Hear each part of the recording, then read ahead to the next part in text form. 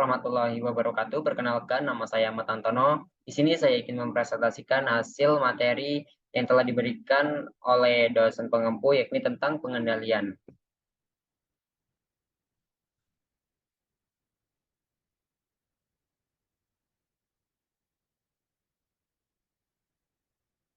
Outline, pengertian pengendalian, jenis-jenis pengendalian, proses pengendalian, karakteristik pengendalian, dan pengendalian yang berubah.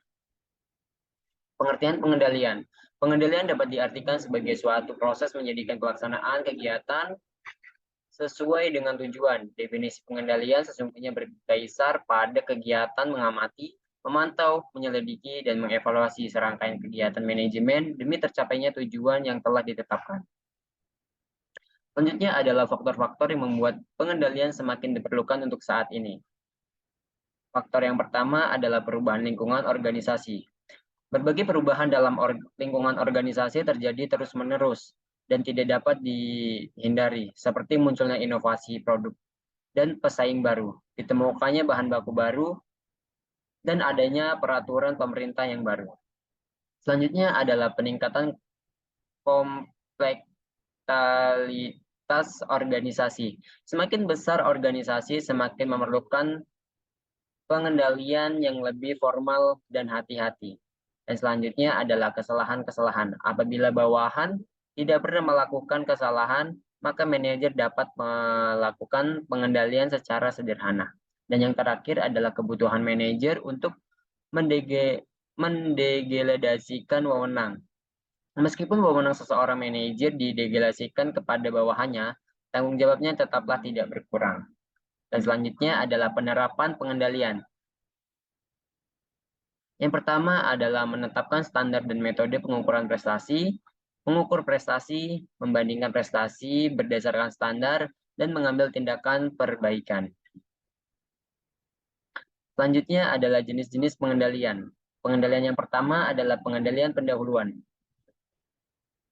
Pengertian ini dilakukan untuk memastikan bahwa sebelum dimulainya kegiatan, seluruh sumber daya yang dibutuhkan untuk kegiatan tersebut sudah ditangguhkan, sehingga jika kegiatan tersebut sungguh dilakukan, maka sumber dayanya sudah tersedia. Selanjutnya adalah pengendalian bersamaan. Pengendalian bersama berperan memonitor jalannya kegiatan operasional untuk memastikan bahwa tujuan sedang direalisasi. Dan yang terakhir adalah pengendalian umpan balik.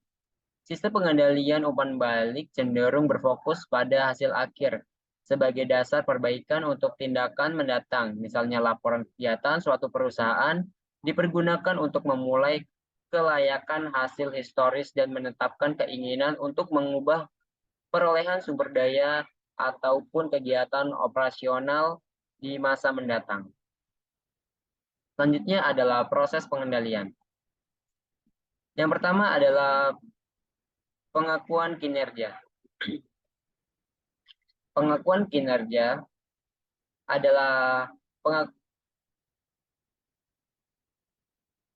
selanjutnya adalah proses pengendalian. Dalam proses pengendalian terdapat 3 sub penting, yakni pengukuran kinerja. Pengukuran kinerja yang dimaksud di sini adalah perbandingan antara standar dan implementasinya. Perbandingan tersebut hendaknya dilakukan di atas perbandingan ke depan, sehingga penyimpangan yang mungkin terjadi bisa diperbaiki saat mengimplementasikan tersebut. Selanjutnya adalah membandingkan prestasi dengan standar.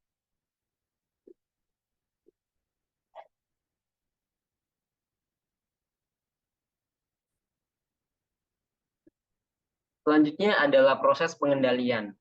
Proses pengendalian memiliki 3 sub penting. Yang pertama adalah pengukuran kinerja.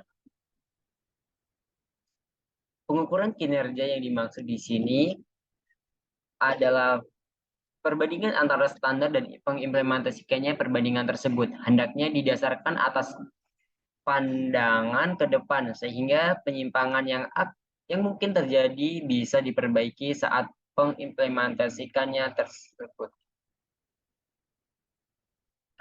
Proses selanjutnya adalah proses pengendalian. Dalam proses pengendalian ini terdapat 3 sub penting. Yang pertama adalah pengukuran kinerja. Pengukuran kinerja yang dimaksud di sini adalah perbandingan antara standar dan implementasinya perbandingan tersebut. Hendaknya didasarkan atas pandangan ke depan sehingga penyimpangan yang mungkin terjadi bisa diperbaiki saat mengimplementasikan tersebut. Selanjutnya adalah meningkatkan prestasi dengan standar. Langkah ini ditunjukkan untuk mempromosikan berbagai hasil pengakuan dengan target ataupun standarnya. Kesesuaian prestasi dengan standarnya mencerminkan terkendalinya pelaksanaan segala sesuatu dengan yang berkaitan dengan prestasi tersebut, sehingga tidak diperlukan campur tangan lebih lanjut dari manajer terkait. Dan yang terakhir adalah mengambil tindakan koreaktif. Langkah akhir pengendalian ialah pengambilan tindakan manajerial. Hal tersebut dilakukan ketika capaian prestasi lebih rendah daripada standarnya, sehingga hasil analisis menunjukkan perlunya pengembangan tindakan.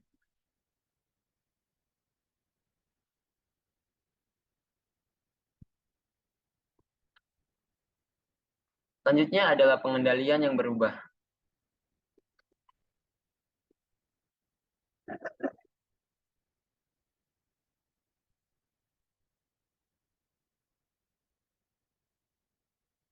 Selanjutnya adalah karakteristik pengendalian yang efektif. Pengendalian yang efektif ialah pengendalian yang tepat dan sesuai dengan proses yang dilaluinya, dengan tanpa adanya penyimpangan sistem sehingga keseluruhan tahapan dimulai secara benar. Sistem pengendalian yang efektif memiliki karakteristik sebagai berikut. Yang pertama adalah akurat. Akurat merupakan suatu keharusan bagi informasi mengenai prestasi yang akan diukur. Selanjutnya adalah secara ekonomi realistik. Biaya mengimplementasikan pengendalian perlu ditekan hingga seminimum mungkin agar pemborosan yang tidak berguna bisa dihindari. Selanjutnya adalah tepat waktu. Efektivitas sistem pengendalian dapat dilihat oleh kecepatan respon terhadap penyimpangan. Selanjutnya adalah berfokus pada pengendalian strategis. Pengendalian hendaknya diarahkan pada titik terkunci agar penyimpangannya dapat cepat didefinisikan dan kegagalan pencapaian tujuan juga dapat dihindari. Selanjutnya adalah teknologi.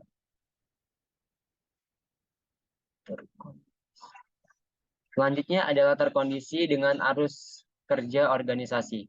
Oleh karena setiap kegiatan saling berkaitan dengan kegiatan lainnya, misalnya kegiatan produksi berkaitan dengan kegiatan penjualan, maka sistem pengendalian juga harus dikoordinasikan dengan kegiatan lainnya yang berkaitan erat dengan kegiatan yang hendak dikendalikan tersebut. Selanjutnya adalah objektif dan kooperatif. Informasi dalam sistem pengendalian harus mudah dipahami dan dianggap objektif oleh penggunanya. Karena semakin objektif suatu sistem pengendalian, maka semakin besar probabilitas individu untuk merespon informasi yang diterimanya secara standar dan efektif. Begitu sebaliknya, sistem informasi yang sulit dipahami akan menimbulkan bias dan kebingungan ataupun frustasi di antara karyawan. Selanjutnya adalah fleksibel. Oleh karena kondisi terus berubah dengan secepatnya, maka sistem pengendalian haruslah luas agar berbagi standar tetap dapat digunakan meskipun terjadi perubahan kondisi. Selanjutnya adalah diterima oleh para anggota organisasi. Sistem pengendalian harus dapat diterima dan dipahami oleh sejumlah anggota organisasi agar mereka merasa turut bertanggung jawab dan mengungkapkan tercapainya tujuan organisasi. Selanjutnya adalah pengendalian yang berubah. Sekarang ini pandangan orang pada pengendalian telah berubah. Semua pendekatan yang dilakukan oleh para manajer bersifat sentralistis menjadi terdesentralisasi. Pengendalian sentralisasi, birokratis, dan pengendalian desentralisasi mempresentasikan filosofi yang berbeda dari budaya kooperasi. Pengendalian terdiri dari 3 tipe, yaitu pengendalian sentralisasi, pendekatan pengendalian birokratis, dan pendekatan pengendalian terdesentralisasi. Kesimpulan, sistem pengendalian manajer merupakan perangkat struktur komunikasi yang saling berhubungan dengan memudahkan proses informasi dengan maksud membantu manajer mengkoordinasikan bagian-bagian yang ada dan pencapaian tujuan organisasi secara terus-menerus. Untuk memahami sebuah sistem dibutuhkan suatu pengetahuan tentang lingkungan, di mana sistem itu berada. Dua unsur penting dalam sistem pengendalian manajemen adalah lingkungan pengendalian dan proses pengendalian.